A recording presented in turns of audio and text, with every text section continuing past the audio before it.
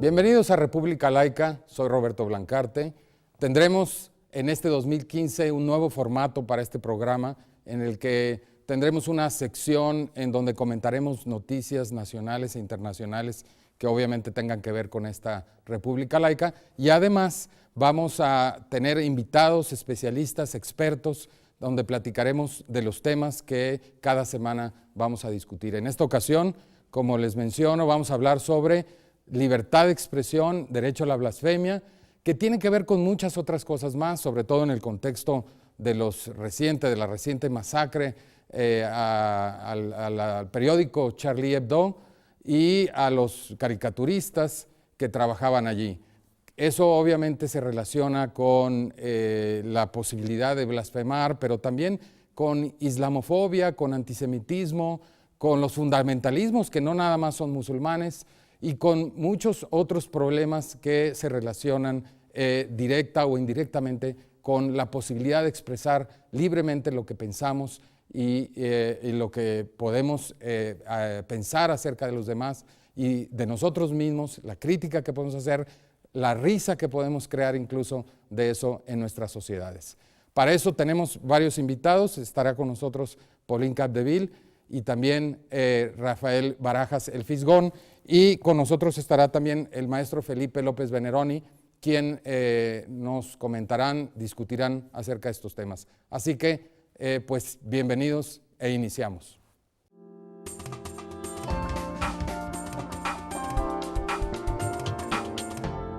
Los 10 países con más población islámica.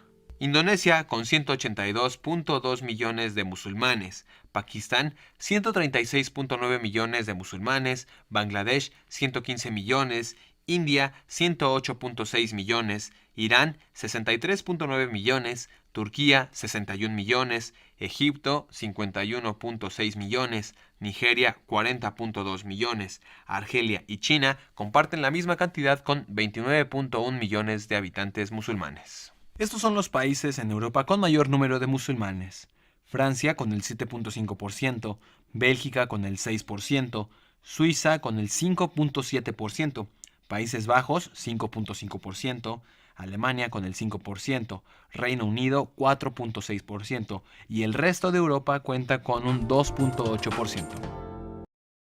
Pues estamos con Pauline Capdeville, quien es la responsable de la Cátedra de Laicidad Benito Juárez de la Universidad Nacional Autónoma de México, y además, por ser francesa originalmente, por lo menos, tiene probablemente una sensibilidad mayor a lo que sucedió en París alrededor del semanario Charlie Hebdo, pero vimos estas cifras, Pauline, en donde quizás no rompen los esquemas respecto a lo que sabemos o creemos saber acerca de los musulmanes, porque las cifras nos indican que la mayor parte de los musulmanes no son árabes, como solemos creer, y como recuerdo me decía alguno de mis maestros, ni todos los árabes son musulmanes, ni todos los musulmanes son árabes. Aquí vemos que hay muchísimos, el número principal de musulmanes son de Indonesia, y luego de India, luego de Irán, y ninguno de ellos es árabe, exacto, o de África.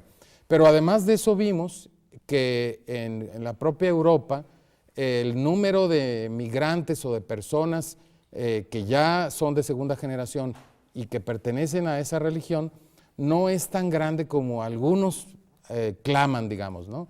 ¿Qué me dices de esa primera aproximación? Yo diría que hay una especie de temor que se difunde basado en una realidad que no es tal, ¿no? Efectivamente, en Francia el porcentaje de musulmanes son de 7.5%, es ahora la segunda religión de Francia después del catolicismo, y efectivamente desde algunos años vemos un racismo que se está desarrollando en contra de los musulmanes y que se ve, por ejemplo, en los partidos de extrema derecha que están incrementando sus votantes, ¿no? Entonces, efectivamente, en Francia por lo menos existe en la sociedad un ambiente un poco difícil, ¿no? para estas poblaciones musulmanas, ¿no? Ahora, evidentemente estos ataques, como al semanario Charlie Hebdo, no ayudan, ¿verdad? No, para nada, obviamente. Pero, ¿qué de real hay en esos temores, digamos? Bueno, yo creo que siempre tenemos que hacer una distinción entre los musulmanes que viven de forma pacífica su religión y una minoría fundamentalista, terroristas que pretenden imponer a los demás sus dogmas, pero obviamente no es la gran mayoría de los musulmanes de Europa y del mundo, de hecho. Ahora, se ha hablado poco o menos, digamos, alrededor de estos ataques también hubo una ola, o digamos hubo algo que forma parte de una ola de antisemitismo, porque los terroristas que atacaron el semanario Charlie Hebdo, después se fueron a refugiar a lugares, a empresas de judíos, claro. Y ahí tomaron rehenes y ahí también mataron personas, lo cual, digamos, nada más como para meternos en la idea de que, a la que quiero conducir, quiere decir que no es nada más un ataque contra una religión, sino los que supuestamente defienden su religión van a atacar a otros por su religión, ¿no?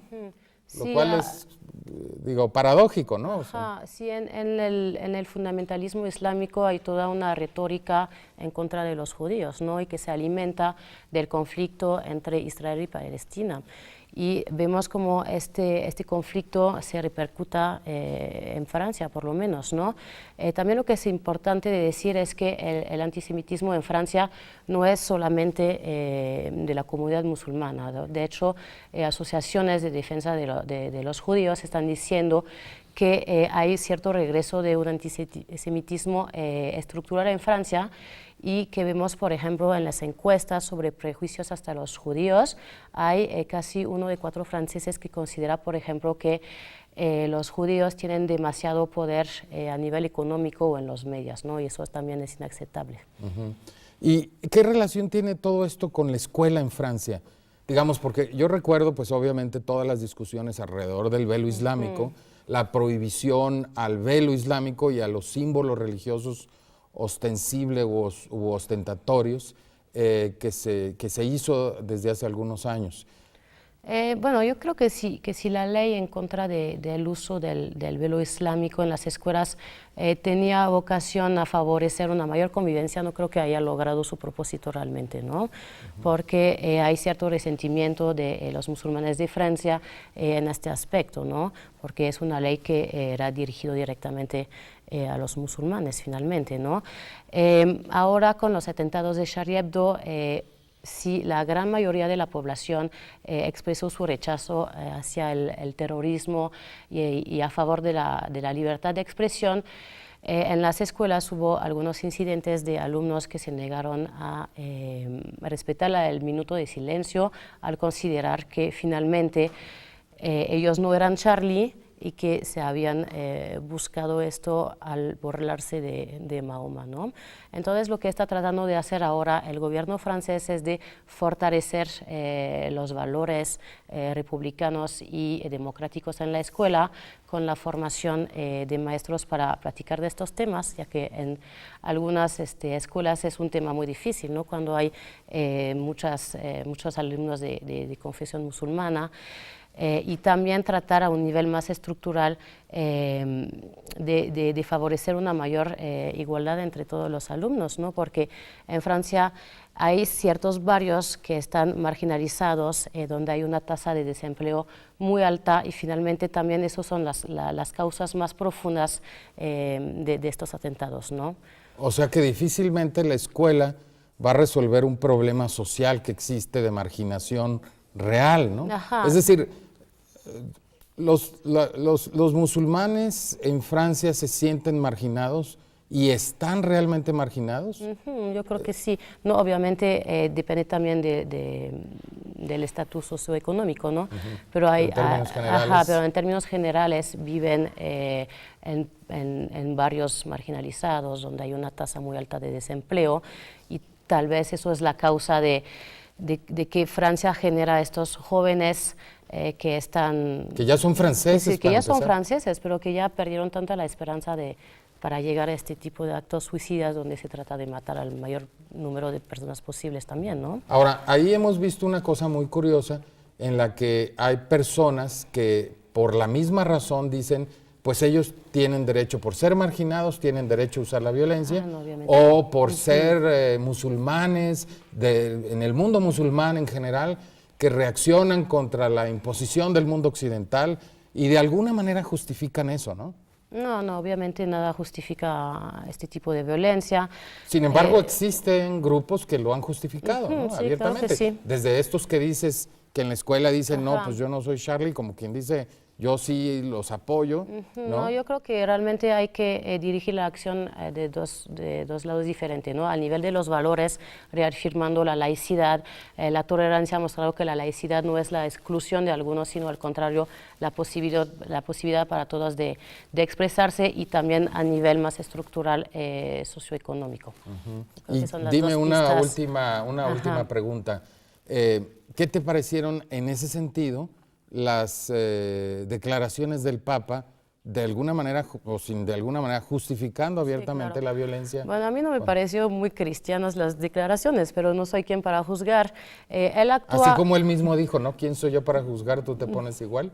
No, yo creo que actúa como un dirigente religioso. Lo que más me preocupa es el aterrizaje institucional o jurídico de una prohibición a ofender a religiones, porque finalmente yo no veo la diferencia entre eso y el delito de blasfemia, ¿no?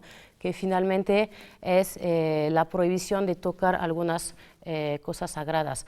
Si tomamos un ejemplo extremo, ahora está muy sonado el caso del bloguero saudí que fue condenado a 1000 latigazos y 10 años de cárcel por insulto al Islam, y solamente para haber afirmado en su blog que la tolerancia y la laicidad eran soluciones para sacar a su país de la situación en la cual está, y de haber considerado que el Islam tomaba un lugar demasiado importante en el país, ¿no? Entonces, ¿qué es sagrado? Si yo digo que Dios no existe, eso es una blasfemia. Yo creo que aquí tenemos realmente un problema, ¿no? Pues vamos a seguir en este programa con nuestros otros invitados, profundizando en nuestros temas, pero te agradecemos muchísimo que nos hayas dado tu perspectiva acerca de este tema. Muchas gracias. Muchas gracias, y vamos a Roberto. un corte.